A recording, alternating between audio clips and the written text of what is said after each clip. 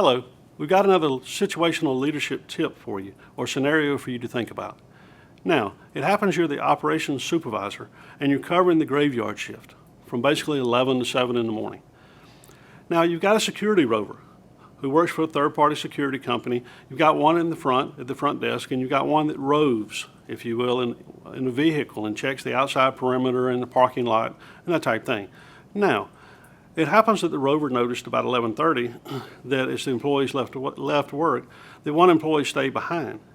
They came back around about an hour later and noticed that the light was still on in the car, the door was open, and there was still an individual there. They really didn't stop. About 1:30, they come back around again and they check, and you get a call as that operations supervisor. It happens that John, who finished the shift at 11:30, has been drinking. Is now passed out in the front seat of the car. Well, you go out there and you wake him. And when you wake him up, he murmurs something about going through a messy divorce, that type thing. And now you have to decide, what are the next steps that you're going to do? Remember, he's on the company property. He wasn't drinking on shift, but he's still on company property. So think about this and discuss it as a group.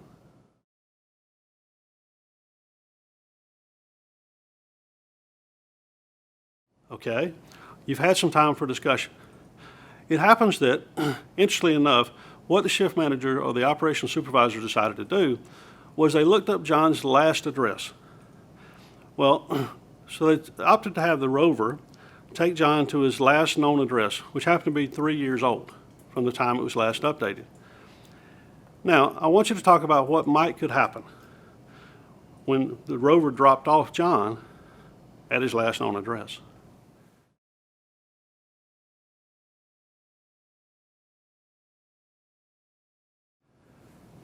Realize that while you think you did the right things, maybe that wasn't necessarily the right thing. Let's talk about what could have happened. It happens that John said he was going through a messy divorce. The last known address that we had for John was now where his ex-wife and his children live, and John doesn't live there anymore. Now, let's assume that John goes and he just opens the front door, or maybe the locks have been changed, and he beats down the door and basically goes in or something, or breaks a window, and his wife shoots him. Extreme case, you say. Okay.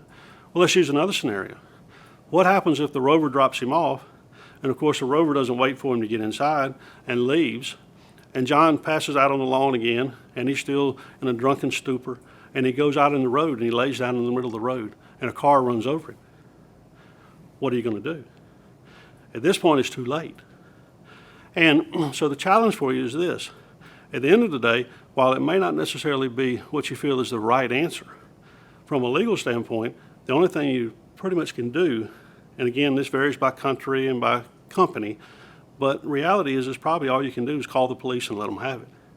And that may seem hard and cruel, but in the end, what would happen is, if something happened to John, then you can bet the wife would come back to the plant and there'd only be one story to tell. And it would probably be something along the lines, after she consulted her attorney, hey, John and I weren't going through a divorce, we had reconciled all this stuff. And you guys were negligent in the way you approached it. So these are things that you need to think about before these type incidents happen, okay?